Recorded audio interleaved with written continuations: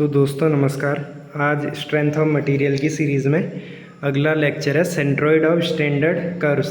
मान लो कोई कर्व है y equal to k x to the power n, जैसे y equal to k x square हो सकता है, y equal to k x cube. तो यहाँ से बढ़ के ऐसे जा रहा है ना, ऐसे करके जा रहा है कर्व ऊपर की ओर, और ये b है और वो h है।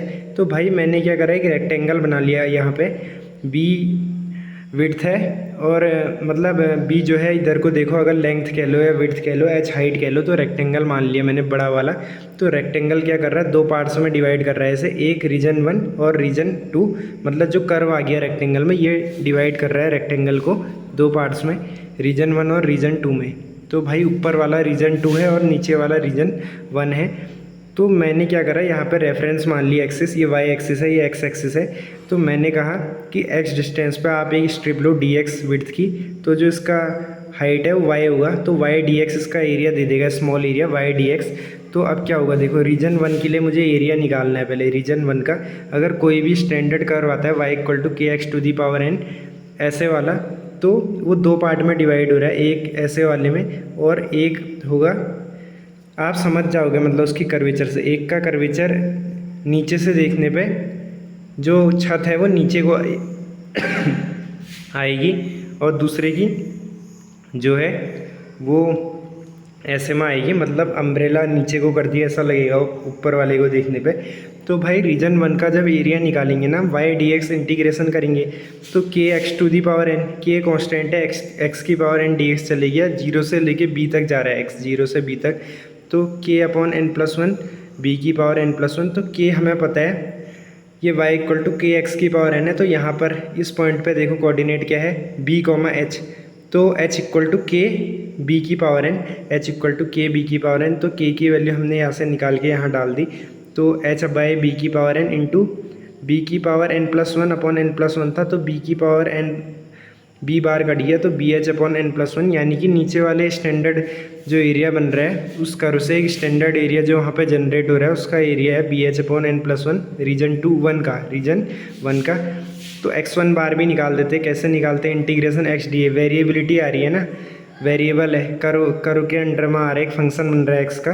तो एक्स वाई डी एक्स होता है एरिया, मैंने बताया था, अपॉन एरिया क्या है उस रीजन का, b h upon n plus one.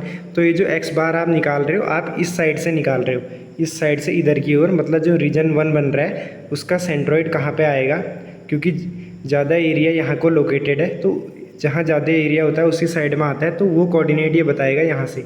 तो भाई हम एक्स बार निकाल रहे हैं, जो भी हम बार निकालते हैं सेंट्रोइड के लिए वो कोऑर्डिनेट बताता है सेंट्रोइड का। इस वाली एक्सिस से डिस्टेंस बताएगा कि एरिया जो 1 है उसका सेंट्रोइड कहाँ पे लोकेटेड है, यहाँ कहीं पे होगा, तो वो डिस्टेंस वो दे देगा। कैसे निकाला, integration x y d x upon area b h by n plus one.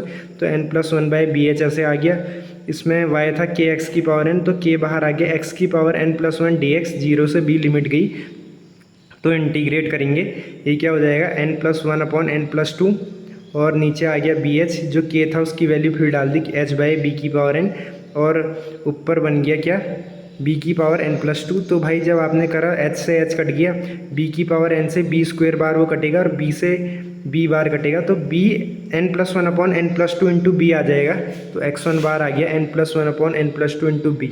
तो भाई अब देखो एक चीज़ और है, अब क्या करेंगे, जो रीजन 2 है ना उसका सेंट्रोइड मैं निकालूंगा रेक्टेंगल की मदद से। कैसे, हमें पता है कि रेक्टेंगल का जो सेंट्रोइड है यहाँ से आधी डिस्टेंस पे होता है, यानी b बाई टू पे। तो रेक्टेंगल का, कंप्लीट रेक्टेंगल का जो एक्स बार है वो हमें पता है b बाई टू, एरिया बताया रेक्टेंगल का क्या होता है, बी एच होता है सिंपल, विड्थ इंटू हाइट। तो एरिया ऑफ टू रीजन क्या आ जाएगा, वो तो सिंपल निकाल लो, रेक्टेंगल का एरिया माइनस 1 रीजन का एरिया, तो b h minus b h upon n plus one, यानी वो आ गया n b h upon n plus one. यानी कि अगर जो छतरी है वो कॉन्वेक्स बन रही है ना, मतलब ऐसे करके बाहर की ओर, जो छतरी वाली ऊपर वाली जिसका कर्वेचर ऐसे करके आ रहा होगा, तो उसका एरिया आता है n b h upon n plus one, ऐसे करके n b h upon n plus one आएगा। और सिंपल वाला जो आ रहा है ऐसे वाला कर्वेचर जिसका एन, तो उसका आ जाएगा कितना area, b h upon n plus one. और याद रखना ये जो बन रहा होता है इसके केस में जहाँ पे जीरो होता है, मतलब जहाँ पे हमारा y कोऑर्डिनेट जहाँ से स्टार्ट हो रहा होता है कर्व, तो वहाँ से निकालते हैं हम x बार। याद रखना इसके केस में x बार वहाँ से निकालते हैं, और ये वाला कर्व मतलब यहाँ से शुरू हुआ ऐसे करके ना, तो उसका एक्स बार हमें मिला यहाँ से, जहाँ पे जीरो इंटेंसिटी है, आप ऐसा कह सकते हो, जहाँ पे इस कर्व की स्टार्टिंग है, और उस वाले का हमें यहाँ से मिलेगा। तो वो कर्व तो वहाँ से शुरू हुआ था, अभी बताऊँगा ये केस आएगा, आप फिलहाल इतना समझ लो। अब हम क्या करेंगे, जो पूरे एरिया का एक्स बार है मैंने बताया था A1 x1 bar plus A2 x2 bar upon A1 plus A2, ये कब लगाएंगे, जब वो दो स्टैंडर्ड रीजन्स में हम तोड़ सकें उस एरिया को। तो यहाँ पे रीजन 1 और रीजन 2 स्टैंडर्ड हमने माने हैं रीजन, तो A1 x1 बार हमें पता है दोनों चीज़, और A2 हमें पता है, x2 बार हमें निकालना है, तो यहाँ से निकलेगा अपॉन A1 प्लस A2 जो है रेक्टेंगल का एरिया BH, और उसका हमें पता है एक्स बार रेक्टेंगल का निकल रहा है B/2। तो इसको जब हमने सॉल्व करा तो x2 बार के लिए सॉल्व करा तो x2 बार आ गया n+1 अपॉन n+2 B/2, और ये जो x2 बार है वो भी कहाँ से निकलेगा, इस जगह से ऐसे करके।